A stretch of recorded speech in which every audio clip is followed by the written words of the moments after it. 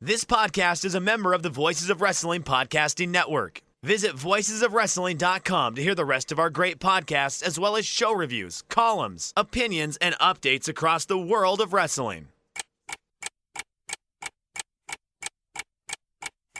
Welcome to Jumping Bomb Audio.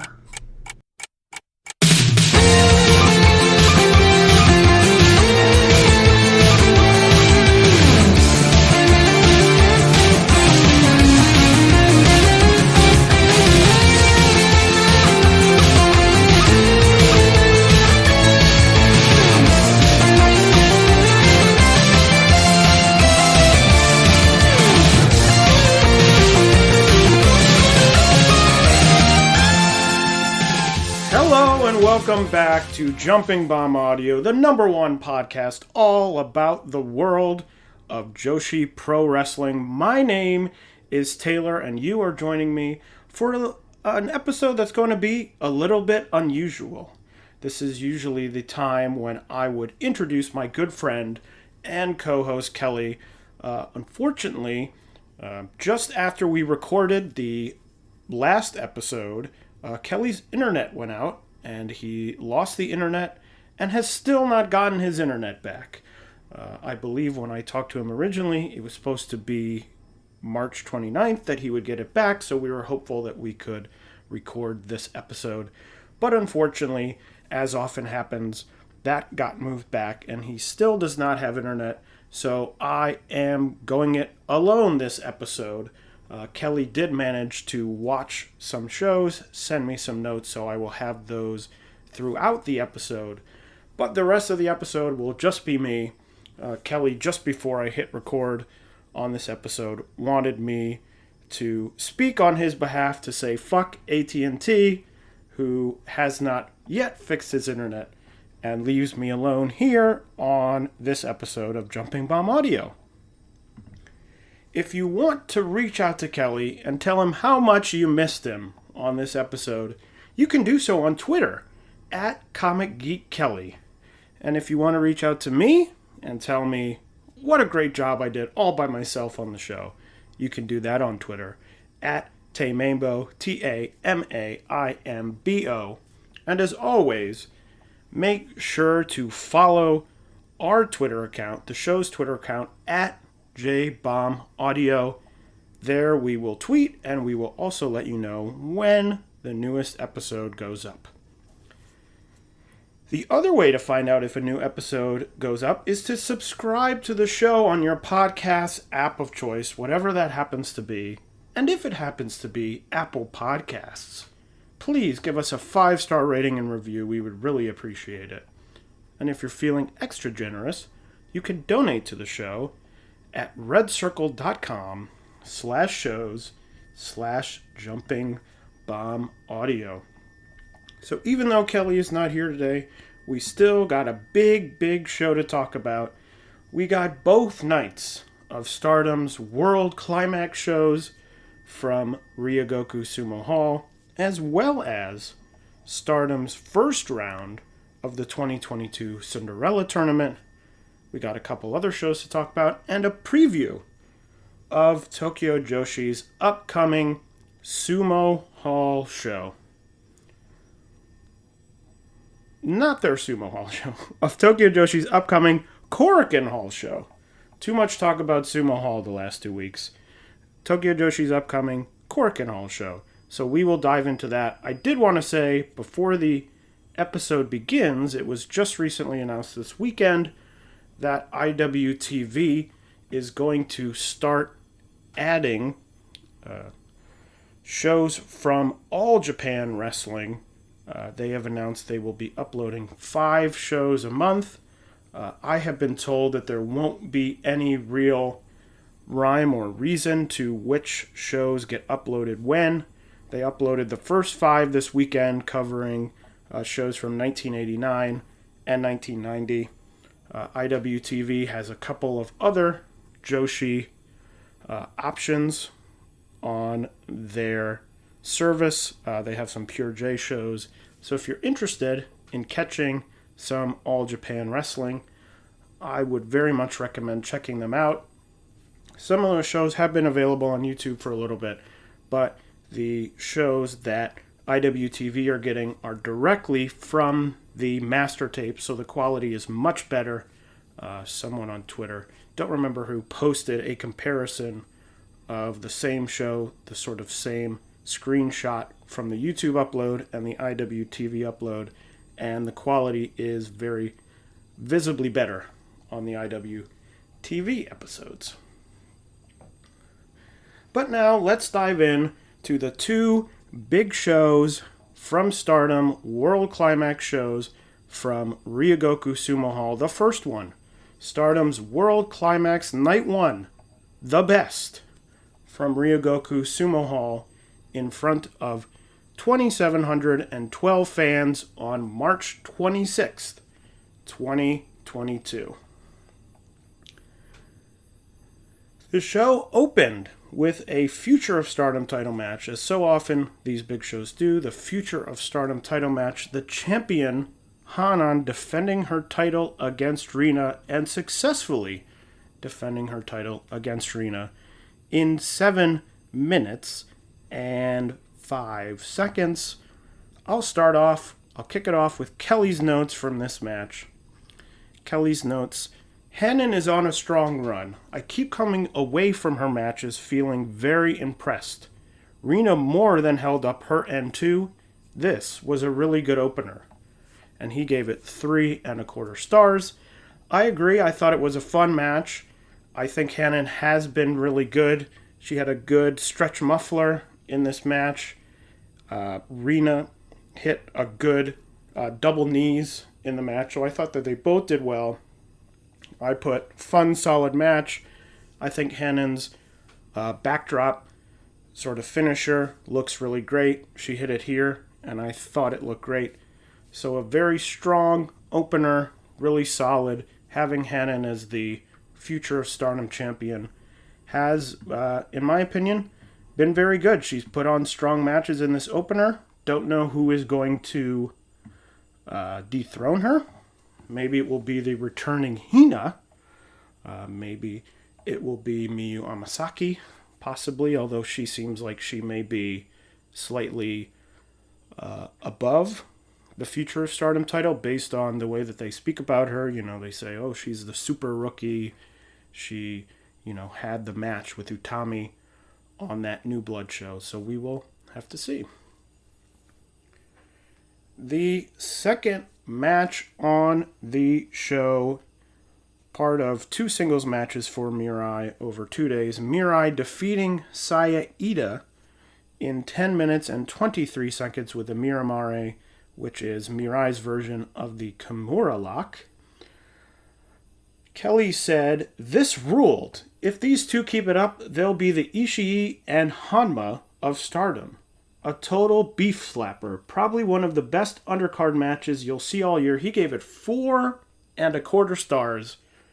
And this is one I really wish Kelly was here because I disagree almost entirely. I thought it was, and we'll talk about Mirai's other match on night 2 shortly. But I thought Mirai didn't look particularly good in either of these matches. I thought that she was outshone on both nights by her opponent, here by Saya Ida. There's just something to Mirai. I talked about on this program, I really liked Mirai in Tokyo Joshi, but she was largely a sort of rookie learning the ropes. She had gotten the tag title shot. She was sort of building her way up. And here, there's just something missing. I'm not crazy about the look. The gear, to me, is very boring. This sort of black and blue gear that looks very sort of creator wrestler to me. And to me, the match was... To me, Saya Ida sort of is what I think they want sort of Mirai to be, so it made sense to put the two together.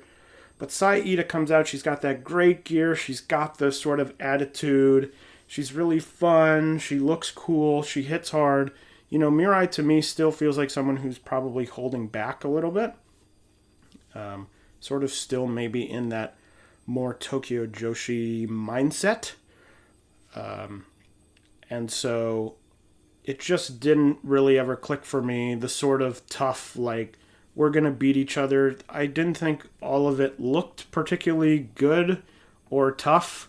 I thought it sort of looked like people playing at that sort of style. But Kelly disagreed with me there. He saw it the other way. So, yeah, but we'll also talk about it the next night. But Mirai, I just thought I sort of left less impressed. Like, I was like, oh, these are the chance to be impressed. And I left feeling like she's sort of mired in this weird space for me. Although, as we'll talk about a little bit later, some big changes coming for Mirai in terms of her alignment in Stardom. So maybe that will be the big moment to really get her on track. The next match was the Gauntlet 4-way tag team match. Donna Del Mundo, the team of Himika, Mai Sakurai, and Natsupoi, defeated the Cosmic Angels team of Mina Shirakawa, Waki Tsukiyama, and Momo Kogo, and the Oedo Tai team of Fukigen Death, Ruaka, and Saki Kashima, and Queen's Quest, Azumi, Lady C, and Miyu Amasaki, who did turn out to be the X. That match in 9 minutes and 58 seconds. Oedo Tai beating Cosmic Angels in the first match of the Gauntlet in 4 minutes and 9 seconds when Saki got the Mai emblem on Waka Tsukiyama. Queen's Quest then beat Oedo Tai in 6 minutes and 48 seconds when Azumi got a bridging pin on Saki Kashima, and Donna Del Mundo beating Queen's Quest after Himika hit the JP coaster on Lady C. Kelly's thoughts about this match. Waka once again takes the fall for her team. Poor girl might be the absolute bottom rung of the Stardom ladder. Really good showing from the Queen's Quest team. I thought it was largely fine.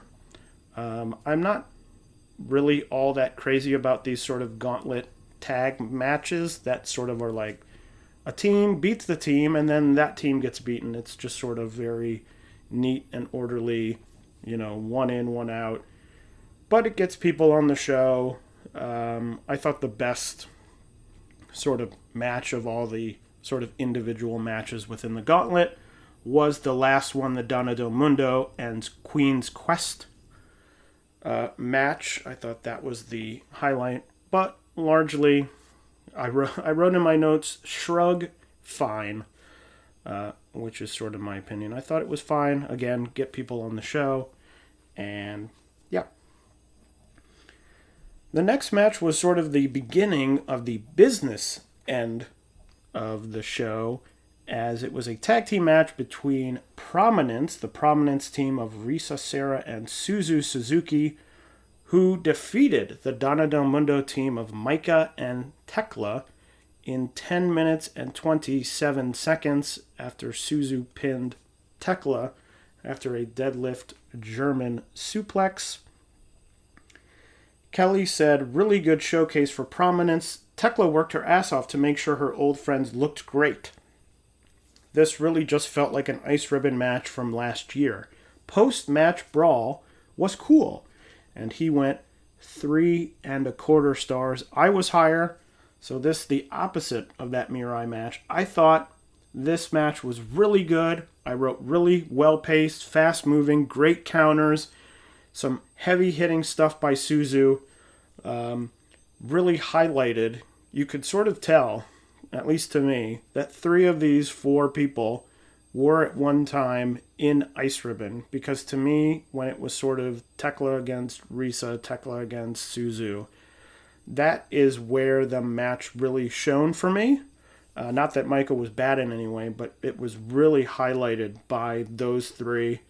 Suzu, the standout, obviously, one of, I think we can all say now, sort of pretty confidently, this is not in any way a hot take, Suzu Suzuki, one of the great wrestlers in all of Joshi.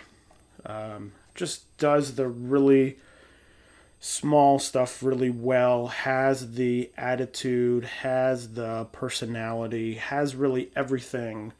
And when I sort of talk about people, in Stardom who are, I've often talked about someone like Utami, who I'm like, is missing that sort of next level, that sort of next thing that can make them really great. It's something that Suzu has, and it's not like you can just say, yeah, just be like Suzu. It's just sort of the charismatic, the natural charisma of someone like Suzu that really puts her over the top. I went 4 stars on the match. The Wrestling Observer, Dave, went 3 3/4, so pretty close to 4. I just thought it was a really strong match. The only probably negative side to me made me sort of bummed about Ice Ribbon. 3 of these 4 people were in Ice Ribbon fairly recently. As of, 6 months ago, they were all in Ice Ribbon. And now none of them are in Ice Ribbon. Prominence has shown up in Ice Ribbon since as freelancers. But makes you sort of bummed because I thought it was a really unique match, a really cool match that showed off that sort of more Ice Ribbon style. The Ice Ribbon style that differentiates it from something like Stardom or really any other Joshi company. So that probably the only negative, sort of a positive negative there. But a really good match, one I would recommend checking out. Then we had another tag match on the show. This one was a tag title match for the Goddesses of Stardom tag titles, where the champions of Hazuki and Koguma, losing the titles in 14 minutes and 8 seconds to the Oedo Tai team of Momo Watanabe and Starlight Kid, when Momo hit the Black Thunder on Koguma. A title change. I think both Kelly and I predicted this. Not a huge surprise in terms of getting the title. Starlight Kid losing the high-speed title to Azumi, but still being booked very strongly, so moving her now into the tag title division with Momo, which I think is a really good move. Kelly's thoughts on the match. I do not care for Momo's new gear. Really strong closing stretch with a bunch of cool team moves. The cheating didn't bother me because it left the door open for these teams to wrestle again. My thoughts were, I thought it was largely a pretty fine, okay match until the moment when Koguma got dropped on her head on a suplex, and then she did a great suplex of her own. I didn't like the interference. I've said it before, that the Oedo Tai interference sort of annoys me. It sort of annoys me now that there's been slightly less of it, I think.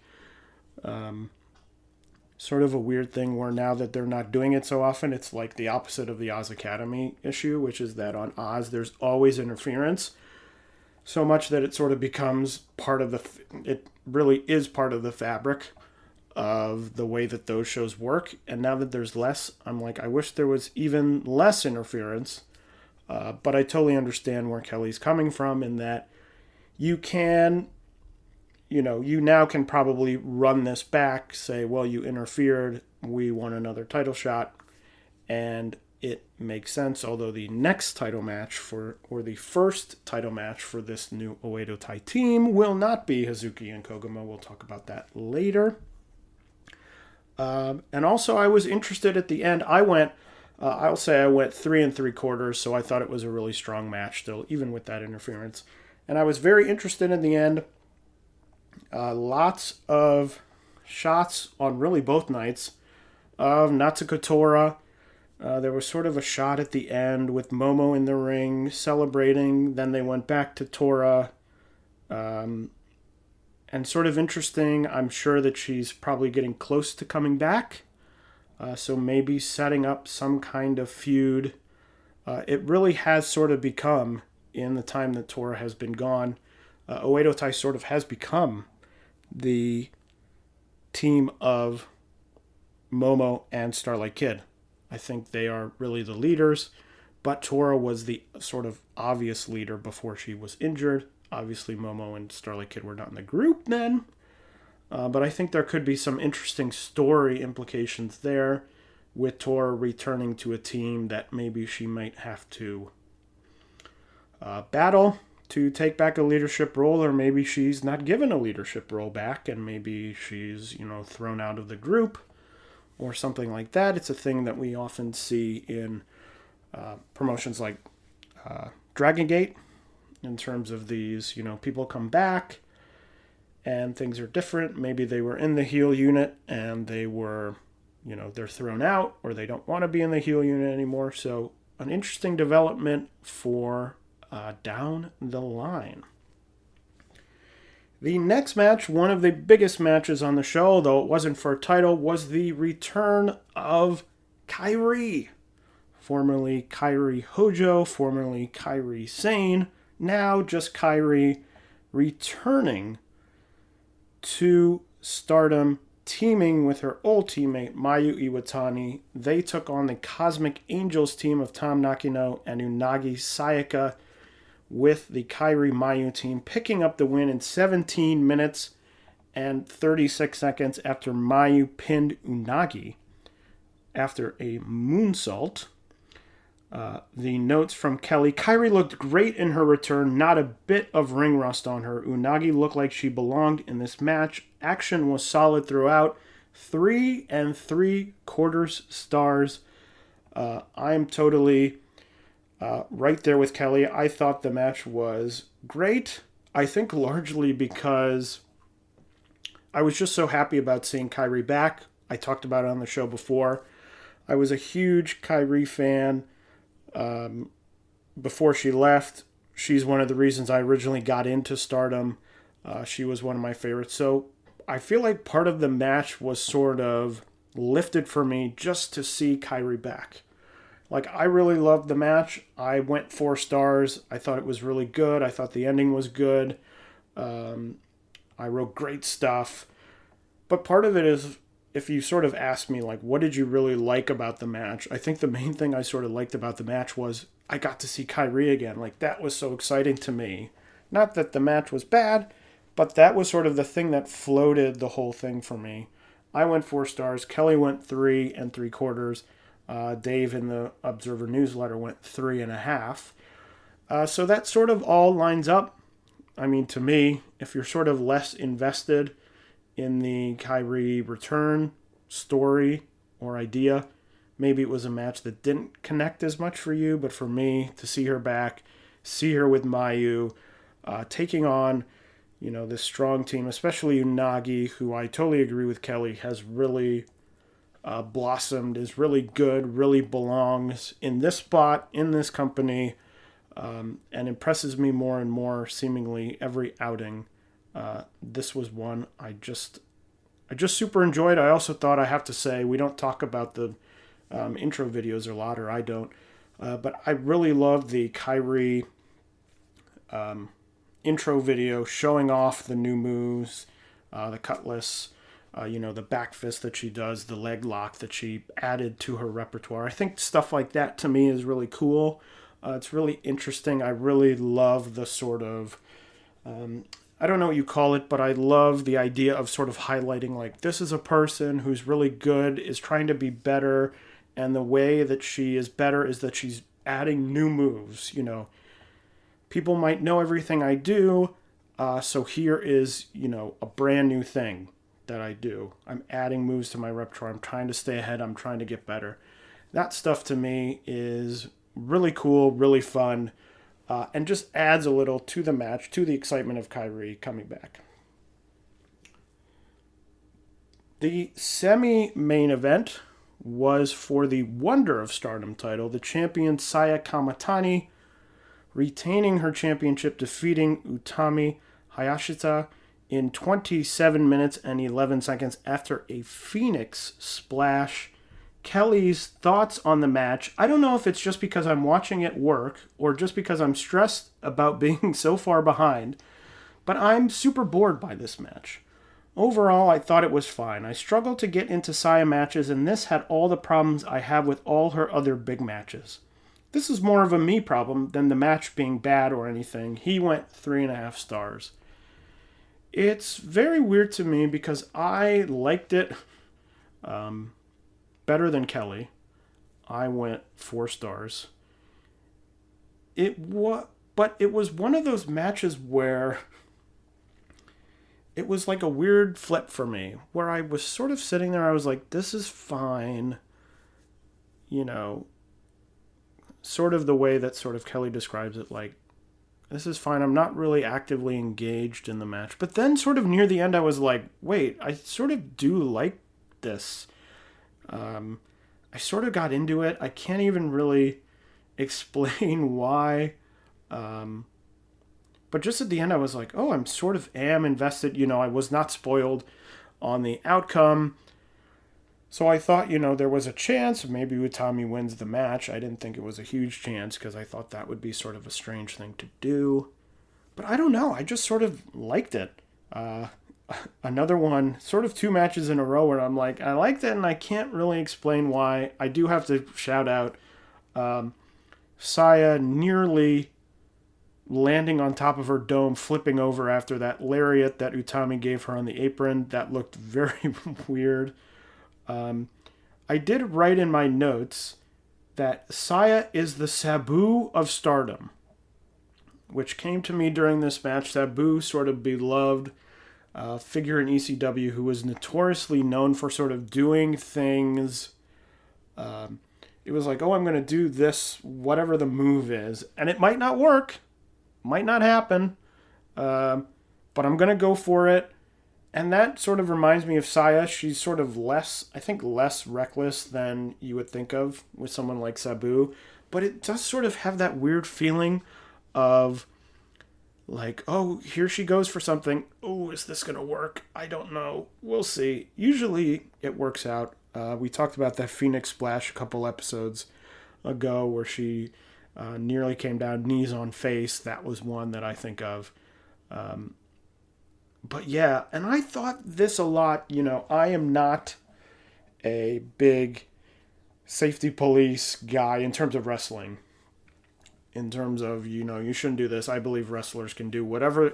If the wrestlers want to do it and you're not actively, you know, harming someone else in the process, the other person's agreed to it or, you know, they do something to you, I think that that's fair game in terms of wrestlers. There were a lot of moves on this show, and I think it was the first night in particular, where I was like, ooh boy, if this is another, you know, maybe 3 inches this way, that way, this is causing big injury. A lot of those drivers, a lot of the, you know, like glorious driver type moves, suplexes, things. I'm like, wow, we are really skating on the edge here, even more than just Saya, who I feel like always sort of skates on the edge of some of these things sort of working versus not working. But I was like, I don't know what it was, but I think wrote it as a note in my main event review, like someone,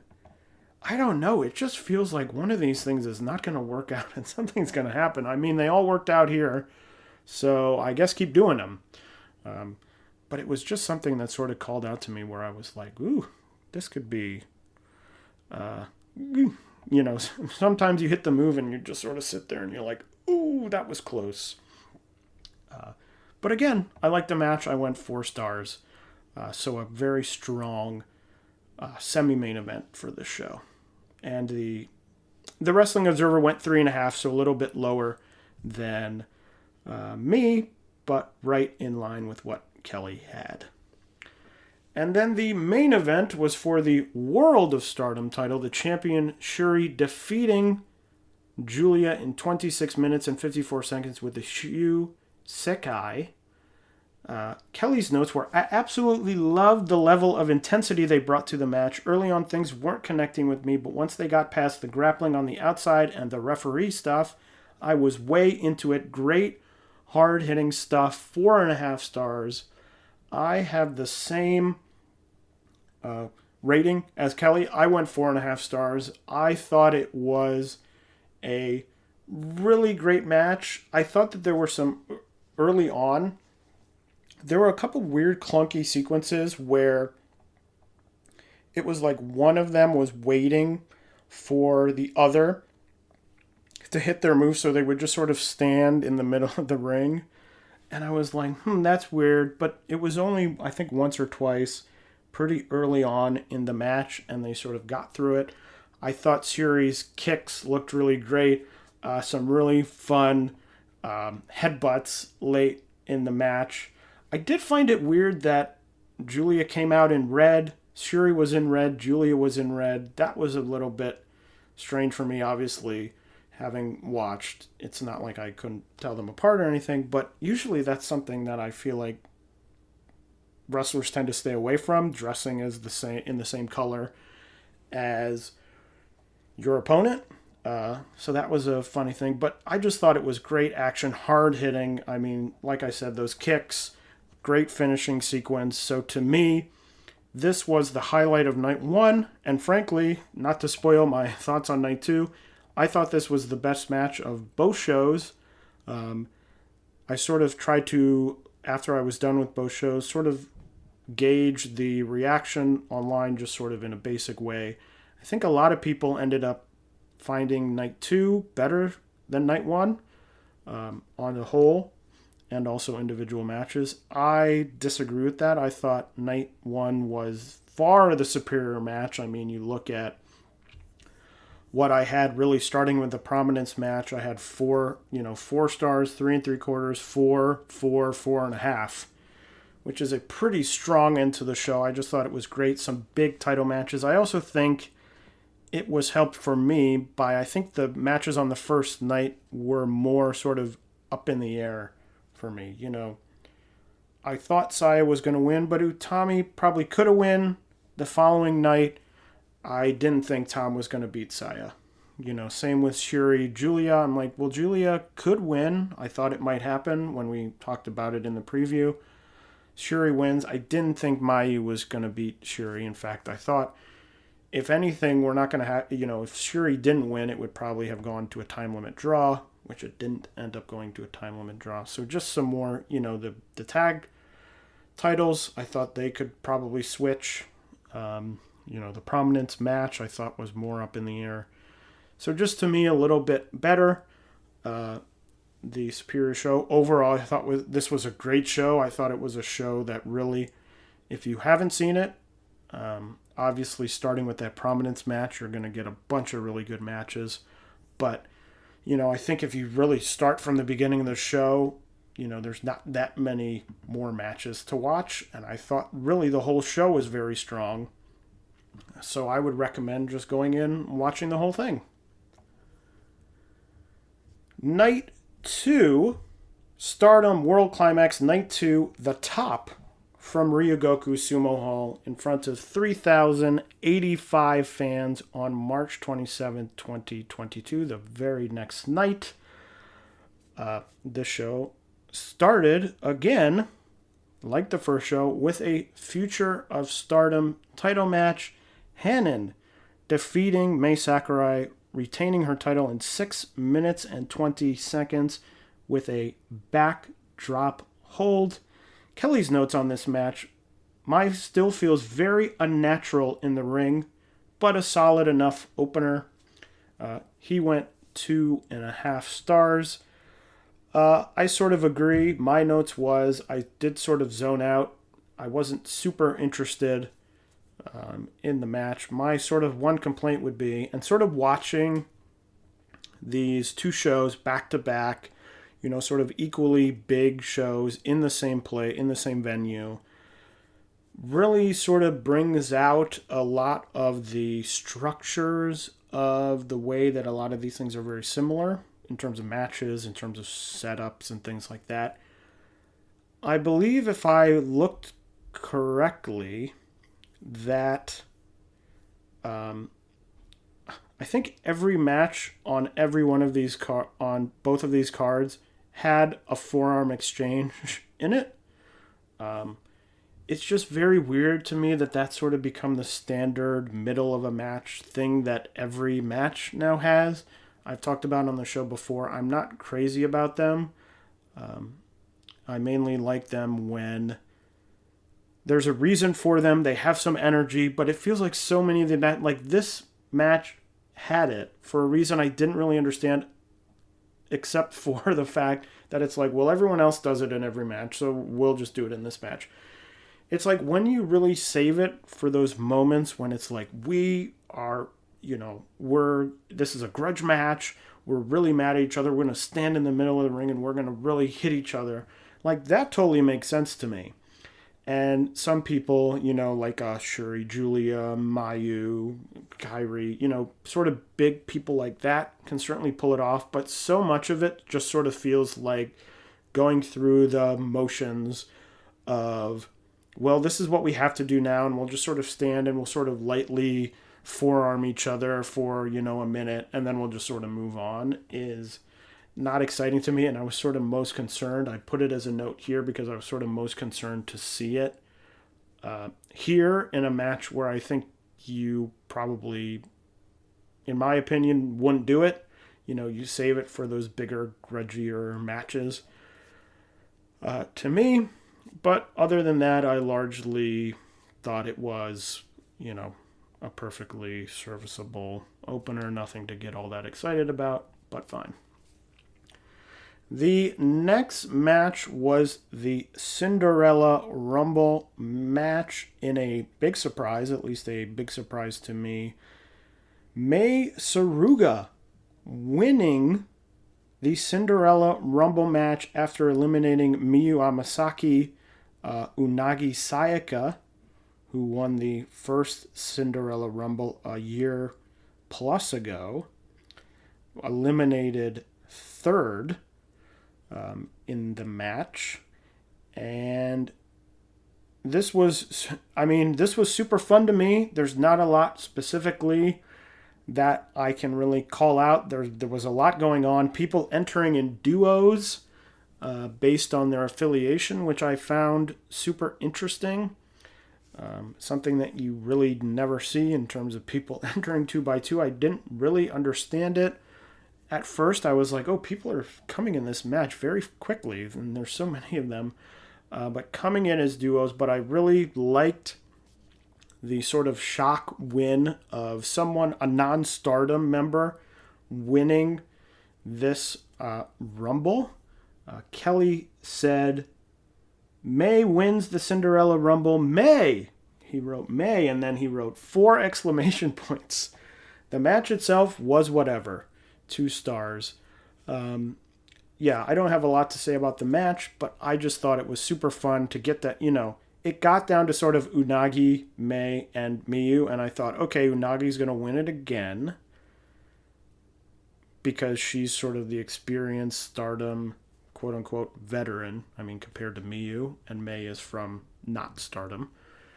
And May won, and May used that to later in the show challenge for the high-speed title, which I think will be a super fun match. But I thought that this was great, and I think it gives a little juice to, if this becomes a yearly match type, the Cinderella Rumble, I think it really gives the next one sort of a level of interest now that you've introduced the idea that someone not in Stardom could win. I think that's very powerful.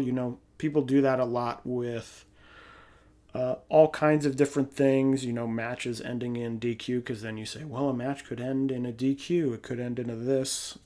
Big example I can think of is AEW often goes to those picture-in-pictures while matches are happening. Stop avoiding your erectile dysfunction issue. Peak Performance for Men is offering your best offer yet. Call today to book your free consultation and free blood flow evaluation. 1-800-210-8181. Peak Performance for Men helps over 80% of men who receive the treatment experience long-term improvement. Let the experts at Peak Performance for Men help you today. All it takes is one phone call for a free consultation, free blood flow evaluation. Call 1-800-210-8181. That's 1-800-210-8181. And the assumption is essentially you go to picture-in-picture, the match continues, you come back, the match is still happening, and it ends. And I think a year or so ago, They ended a match in the middle of picture-in-picture, which I thought was really interesting because then it introduces the fact that, the picture-in-picture is not something just to sort of ignore when they throw to it, but that the match might end. I think introducing these sort of wrinkles and things is a lot of fun. The next match was the second of two Mirai singles matches. Mirai losing to Utami in 11 minutes and 22 seconds after Utami put on the sleeper hold. Kelly said, solid victory for Utami to rehab back from the loss on the previous night. 3 stars. This was another one where I just wrote in my notes, Mirai, I think, was outshone again. I think she didn't look particularly good. I mean, she is in there on this night with Utami, who's one of the top members of the promotion. So a little bit harder there, but just sort of left the weekend sort of so-so on Mirai, as I already talked about. The next match was another special singles match. Momo Watanabe and Hazuki. Momo Watanabe defeating Hazuki in 12 minutes and 19 seconds with a peach sunrise. And Kelly's notes was really good, fast-paced, hard-hitting match. 3.5 stars. I'm right in line with him, probably 3.5. I said, fun match, sort of at this place on the card. Squeezed between, sort of the Rumble spot and the beginning of the title matches. Sort of a hard place to be. I wrote not all that much to it, but I probably would have gone 3.5 stars. I think a match that was fine. The next match was the first title match on this show, the high-speed title 3-way match. The champion Azumi retaining her title over Koguma and Natsupoi in 8 minutes and 10 seconds after Azumi hit the Azumi Sushi on Natsupoi. My notes, Kelly's notes are fun enough match with some super contrived spots. Didn't reach the heights I was hoping for. I feel really exactly the same. I wrote, this is not as much fun as probably a 1 versus 1 would be.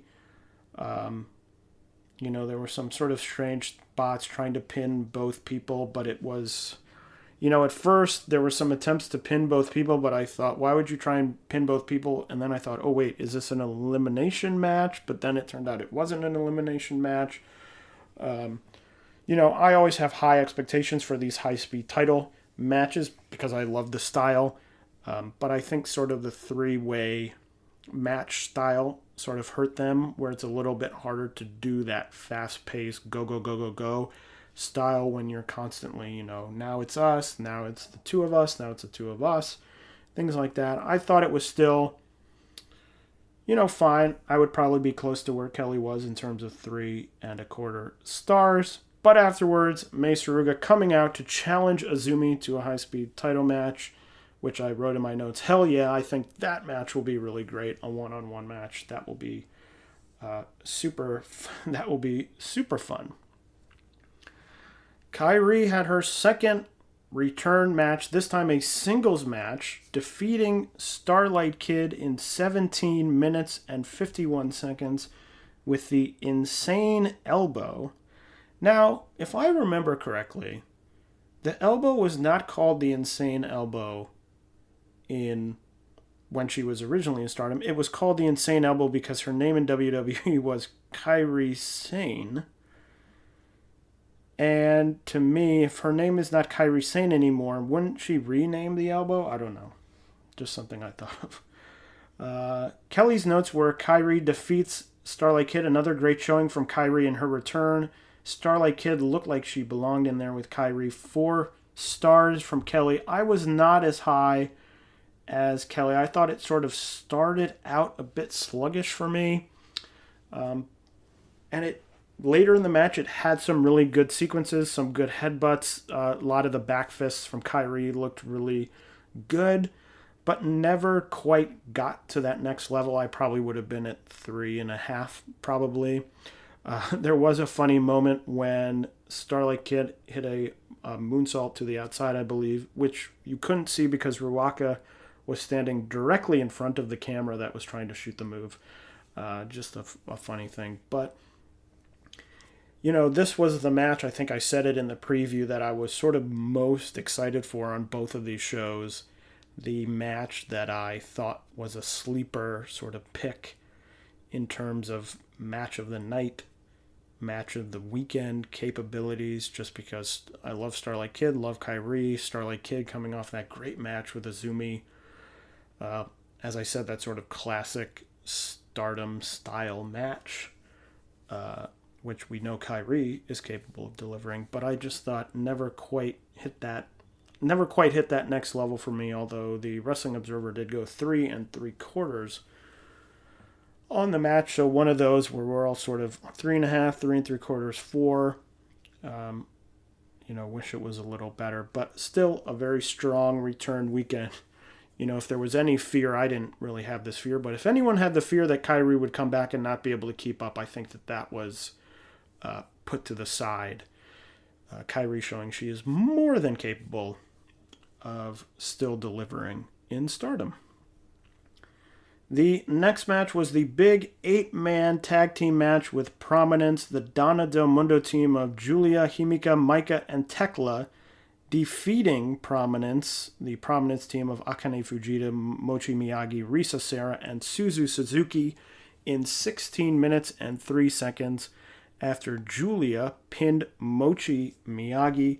Kelly's notes on this match: the sequence between Suzu and Julia might have been my favorite bit of the two shows. Good intensity. He went 4.25 stars. Big rating for him. This is another one. I think I'm a bit lower than him, but I had the same exact note. My first note on this match, I said, had a different energy with Julia and Suzu in the match than anyone else. They just fit together really well. I thought they delivered some really great sequences. Wasn't as crazy about some of the rest of the match. I said another match with some good sequences that never quite got to the next level. I was sort of in the 3 3/4 range-ish. To me, I sort of found the Julia pulling up Suzu on the pin a bit strange. It was a bit strange because I don't really know why it happened, and usually when someone pulls someone up on a pin, either they then hit a move and they're like, now you're finished, or it turns around on them where it's like, oh shit, I shouldn't have done that. Now they've made a comeback, and there was some of that, but then Julia just pinned Miyagi and the match ended. So just sort of a weird thing. I am really looking forward to a Prominence hardcore match. They are a hardcore, they're a deathmatch promotion. I'm assuming that to that degree won't happen in Stardom, a deathmatch. But it has felt a bit strange to have these people here and not really focus on that. I also think it would have been sort of nice variety on this show with a lot of sort of big matches. This was an 8-person tag match, which gave it a little bit of variety, but I think a sort of hardcore match would have been a lot of fun, but maybe that is coming down the road. The Wrestling Observer, by the way, on this match went 3.5. The semi-main event, the Wonder of Stardom title match, the second in 2 days, saw the champion Saya Kamatani once again retain her title, defeating Tam Nakano in 21 minutes and 10 seconds after she reversed Tam into a pin. Kelly saying, my favorite Saya match in a while. She and Tom have great chemistry, and this didn't fall into the regular Saya match trappings. The ending, while being botched, managed to work because it sold the exhaustion. Kelly all the way up at 4.5 stars. Big rating, and a rating I have to say I am not really all that there for. I never really got into this match much. I thought it was perfectly average for the first part until they did that Frankensteiner from the top rope to the outside, which sort of woke me up, and I was like, oh, here we go. And then there were some nice things after that, but never really got to me. I went 3.5. I thought it was one of those, sort of fine matches. I liked the, leap from the whatever I once again don't know what that thing is called, the doorway or whatever you want to call it. So yeah, I just thought it was a perfectly servable match, but one that I never really got hooked into all that much. So just 3.5 for me. The Wrestling Observer went 4.25 on this match, and I believe, if I remember correctly, from reading the newsletter, that this was voted by the people who watched and sent in their opinions, was voted the match of the night for night 2. But just one more match on this second night. The main event for the World of Stardom title, Syuri the champion defeating Mayu Iwatani in 28 minutes and 57 seconds with the White Tiger. Kelly's notes, this was an objectively really good match that didn't super connect with me, but he went 4 stars. I sort of feel in a way the same. I also went 4 stars. It was a match that I thought was really slow, but in the end, the slowness sort of worked for me in a way. I thought it was just one of those, how do I describe this? I was like, it's slow, and it sort of kept slow. Like, it didn't speed up. I kept sitting there being like, oh, and then at some point they're going to, like, go crazy, and it's just going to be like, move, because they've been going slow. But they just sort of kept going slow, which I think helped it. Probably because it then didn't make the beginning of the match look like, oh, they had been going so slow, and now they're speeding up. I don't know. I just sort of enjoyed it. I mean, Syuri, to me, this is a match. I think this really proves to me, and I've said this already, so this is not a surprise, how good Syuri is, that even in this match that I was like, this is sort of slow, that still her kicks, her moves really connect with me still. And, being in there with someone like Maya, who is so consistent, I think it was 2 great people. It wasn't sort of the big, oh, this match is so good, sort of climax to the weekend of shows.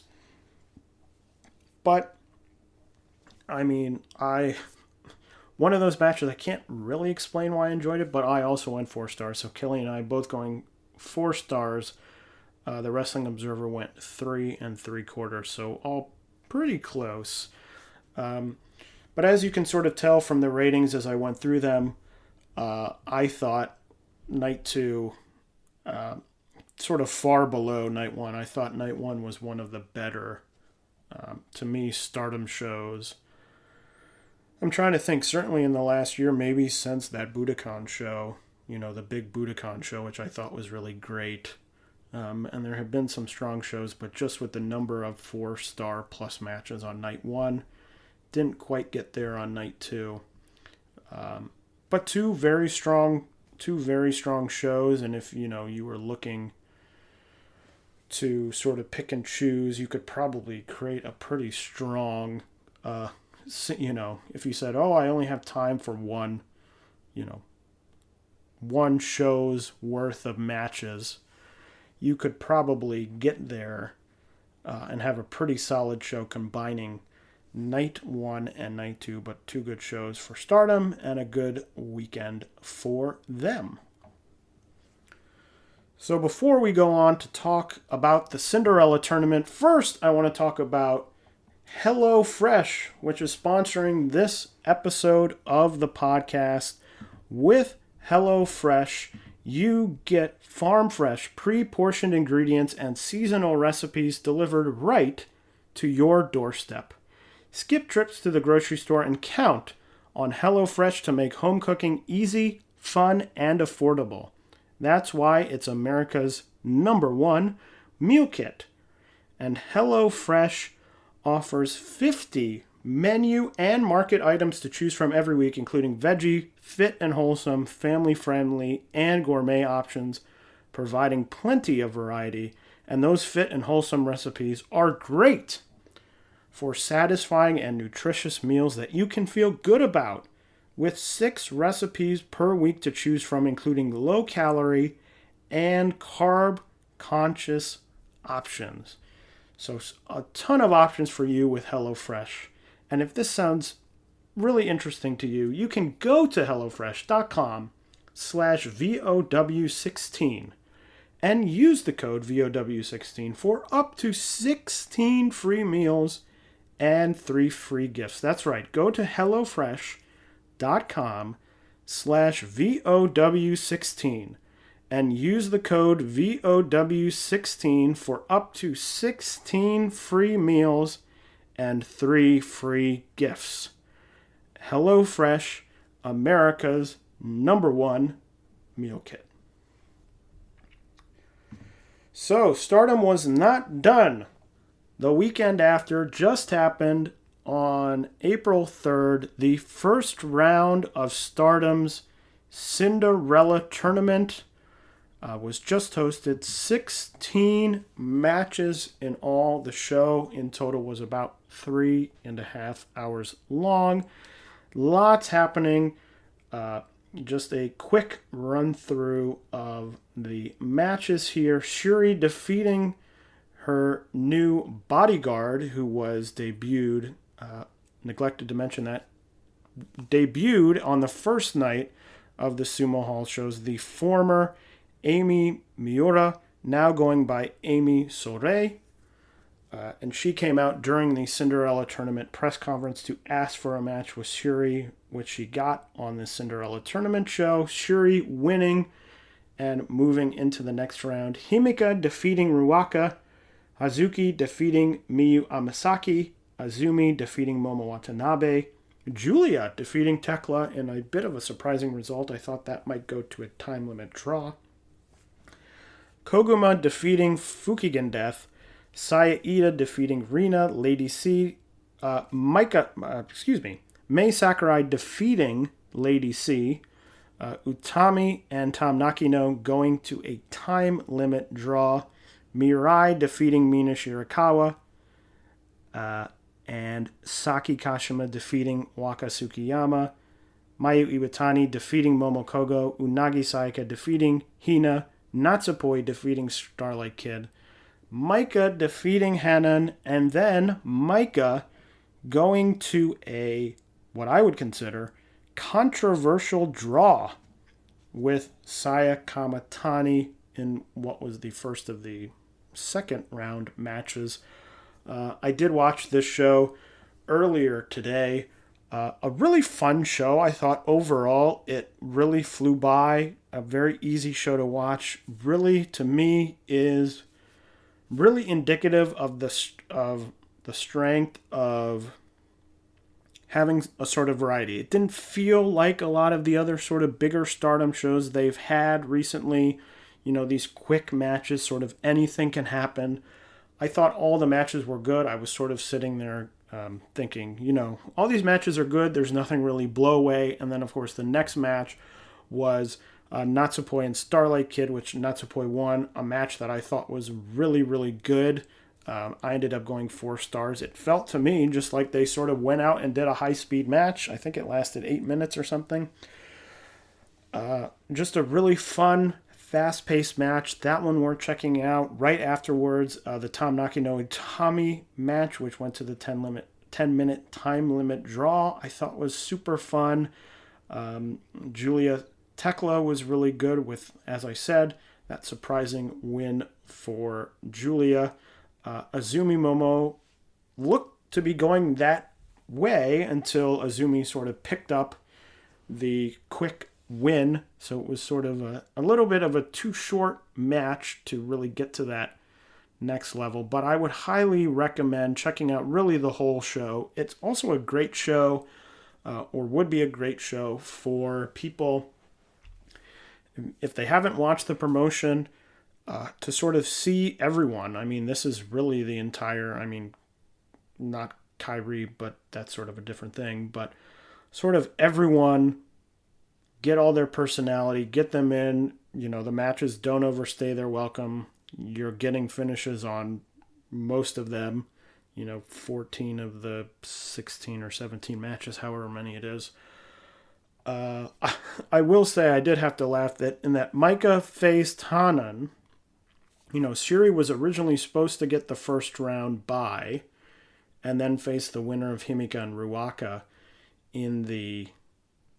face the winner of Himika Ruaka, but she had the match with Amy Sourei, so that didn't end up happening. But Micah beating Hanan at the beginning of the show, and then they didn't even, in kayfabe, give her the whole show to recover, as she ended up having the match with Saya in the sort of middle of the show. I thought, well, it would sort of be nice in kayfabe if you gave her the rest of the show to, rest up and relax. They didn't do that.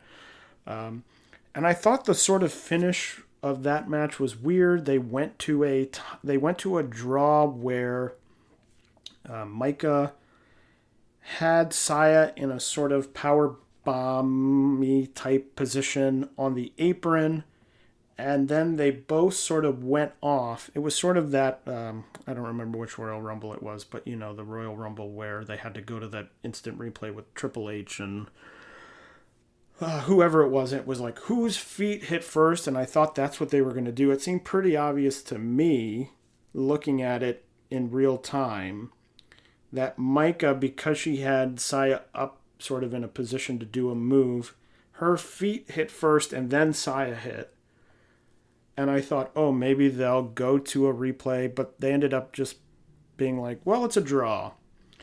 And that's fine. I just sort of thought it was weird because looking at it in real time, I thought, oh, obviously Micah is out. It doesn't really matter to Micah because if it turns out to be a draw, she's out anyway, or she's out if she loses. But just sort of one of those things where I got where they were going for, but I'm not sure they executed it perfectly. I probably would have done a different move and not a power bomb-y type move. But, c'est la vie. The other... I guess the two other big events of this show, after that draw, Micah challenged Saya for the white belt. I think that match is going to happen May 5th. And probably the biggest news of the show was after the final match, Shuri announcing her new unit. She is splitting away from Donna Del Mondo, splitting away from Julia. She will have a new unit. It will be her. It will be Amy Sourei. And coming out right at the end to join was Mirai. Mirai joining this new unit, which will be known as God's Eye. So an interesting name. Mirai, I actually thought her match against Mina Shirakawa, another really strong match. So I thought after two sort of lesser matches on those Sumo Hall shows, I thought Mirai sort of turned it around, had a really fun match with Mina here, ended up winning, throwing Mina over the top rope. So combined with that, sort of good match, joining this new God's Eye group. There's only 3 of them so far, so I'm assuming we will see some additions to this group coming up. But a new name, a new unit in Stardom, so that is very exciting.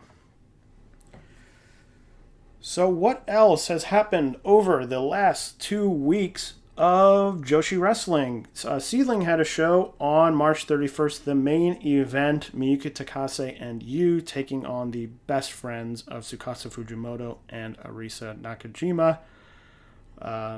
Going to be seeing a lot of Tsukasa in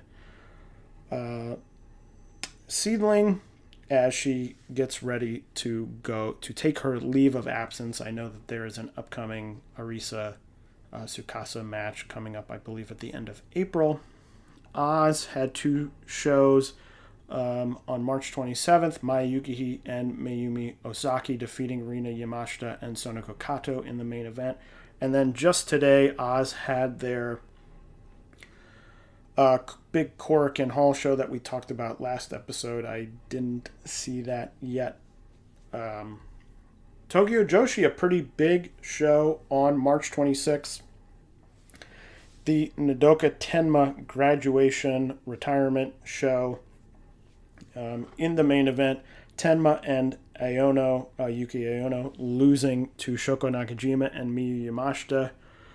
There was discussion about Tenma's retirement, and Yuki said now that Tenma is gone, she is going to be on her own, and her first action was to challenge Shoko Nakajima for her Princess of Princess title. We'll talk about that in the upcoming preview for the Tokyo Joshi Korakuen Hall show. And also on that show, Suzume and Ariso Endo defeating Yuki Arai and Moka Miyamoto to become the number one contenders for the tag titles. So they will take on the Magical Sugar Rabbits at that same Korakuen Hall show.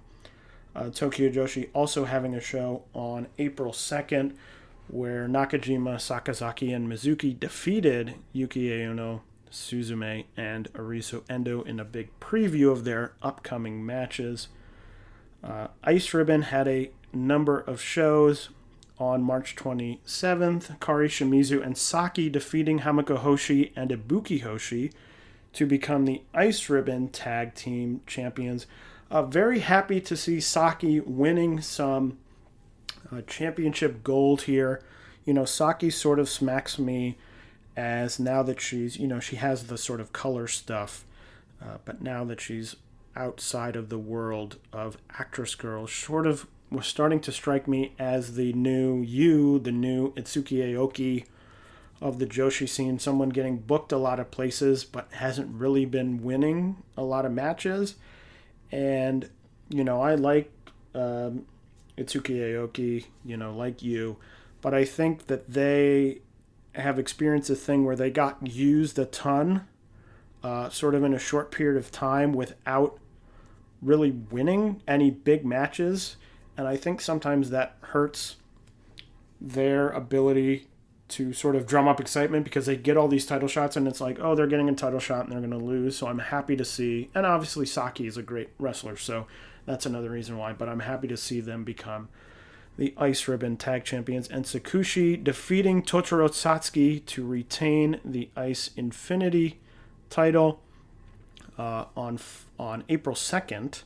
Asahi defeated Ibuki Hoshi to become the number one contender to the Ice Infinity title. And just today, April 3rd, the Sakushi retirement show happened. I didn't see any information about that yet, but that did happen today.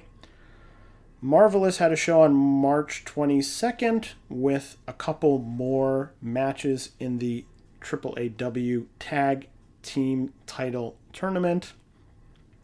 Wave had their monthly first of the month show on April 1st. Hibiscus Me and Yuki Miyazaki defeating Haruka Umasaki and Miyuki Takase to win the Wave Tag titles. Those Wave Tag titles really flying all over the place here. New holders in Hibiscus Me and Yuki Miyazaki.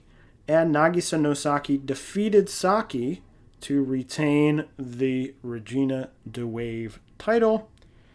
In ChocoPro, Kelly did send in some notes about two of the shows that recently happened. ChocoPro 213 on March 26th, 2022. Emi Sakura and Ryu Mizunami defeating Sayaka Obihiro and Hagane Shino. Kelly saying this was probably the best match Obihiro has had since her match with Honda in the early days of ChocoPro. Exactly as hard-hitting and fast-paced as I was hoping it would be. He went 4 stars. And ChocoPro 214, which was their second anniversary show, hard to believe, on March 27th, Mei Suruga and Haruka Umasaki defeating Sayaka and Kaori Yoneyama. Kelly saying, this was definitely a high-speed style match. Highlight of the match for me was the stiff elbow exchange between Sayaka and Umasaki. Very fun match, 3.5 stars. And also on that show, Bali and Aki defeating Emi Sakura. And Kelly said, ChocoPro is back. This match was incredible. You only get this kind of match from two wrestlers that know each other so well.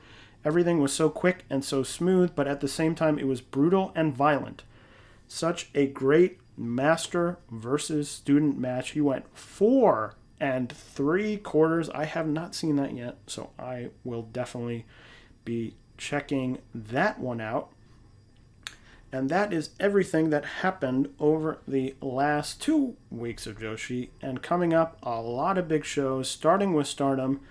They have a show on April 9th I think it's just a house show. On April 10th, they have a show that will be the start of the second round of the Cinderella tournament. I believe there's only going to be a handful of matches for the Cinderella tournament on that card. That card will be main evented, most likely, by the first defense of the new tag team champions. Starlight Kid and Momo Watanabe will defend their tag titles against Julia and Tekla.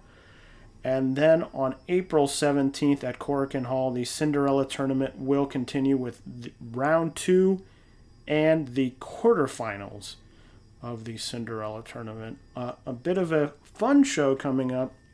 The Korakuen 60th anniversary celebration. New Japan and All Japan will be holding a joint show, and a bunch of Joshi promotions will be holding a joint show on April 15th. The card is Riko Kawahara against Maria, Asahi, Krie, Kaho Matsuhita versus Madeline, Naname, and Cannon, Tomoko Watanabe, Kari Yoniyama, and Yuki Mishiro versus Yuki Miyazaki, Sakura Hirota, and Hibiscus Me, Koguma, Manami, and Chie Ozora versus Yuko Sakurai, Riko Kaiju, and Lady C, Hyoko Inoue, Sonoko Kato, and Leon versus Akino, Aiko Sato, and Radin Hagane. The Best Friends team of Tsukasa Fujimoto and Arisa Nakajima will take on Yurika Oka and Ai Hosan. Unagi Sayaka and Mina Shirakawa will take on Rin Katakura and Haruka Umasaki. Chihiro Hashimoto and Yu will take on Mirai and Maika Ozaki. And in the main event, Nagisa Nosaki, Saki, and Takumi Iroha will take on Mayumi Ozaki, Maya Yukihi, and Starlight Kid, which sounds like a really fun match. Oedo Tai Starlight Kid in with Osaki-gun.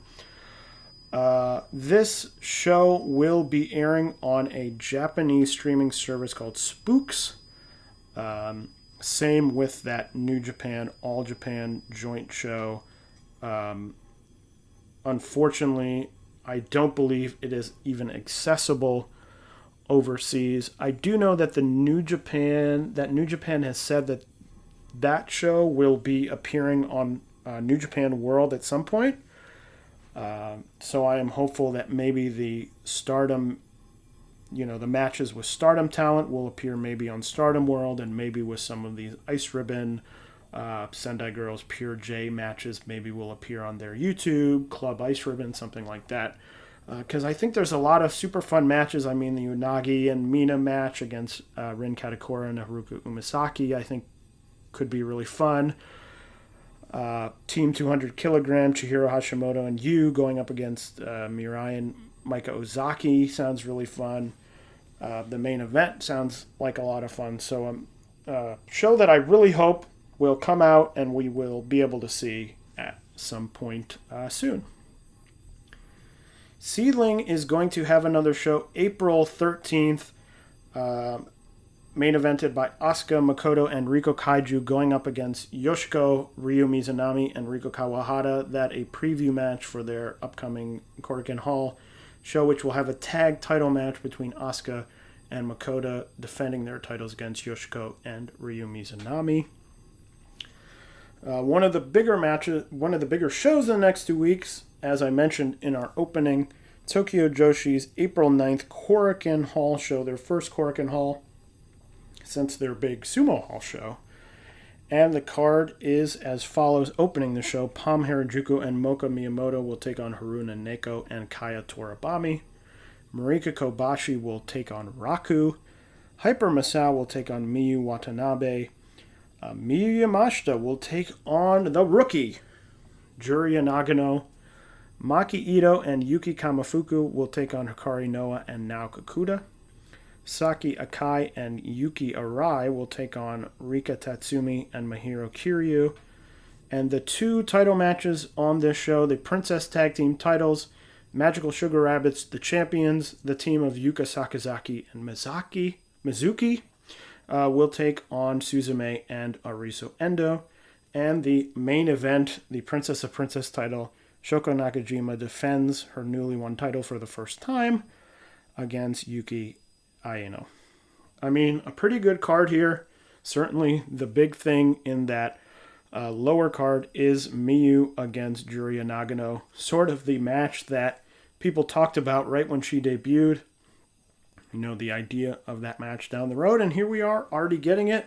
I think that could be really fun. And I think in a singles match, we will really be able to see exactly where Juria stands in terms of her in-ring ability, how far progressed she is. She was in that debut match at Sumo Hall, with many other people. Didn't have a ton of in-ring time. So this, I think, really her first big test. And two interesting title matches, I should say, at the top of the card. One of those where I think it would be very interesting to see Suzume and Ariso Endo win those tag team titles. Not sure that it will happen. And same with the Princess Apprentice title. Yuki Aino, someone who obviously has the reasoning now with Nodoka retiring, but someone I think I see currently more at the sort of international princess level in terms of title that she could probably challenge for and win.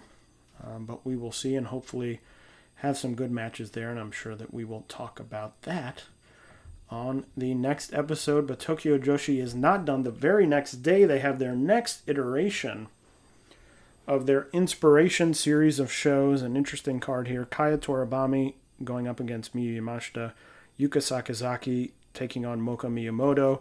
Rika Tatsumi taking on Suzume. And the big tag match, Marika Kobashi teaming with Abdullah Kobayashi, one of her heroes, to take on Saki and Antonio Honda.